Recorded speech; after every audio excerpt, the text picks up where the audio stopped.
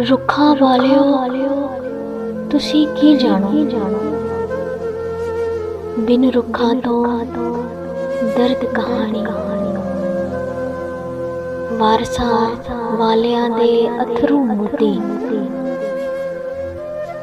बेवारसां दे जिवें पानी विच पानी। ते ओ की जानन कुखां दे सुख, जिन्हां ने कुखी छां नहीं माणी। ते कौन निभावे सांझ गमां दी, इतरत हर कोई सुख दा हानी।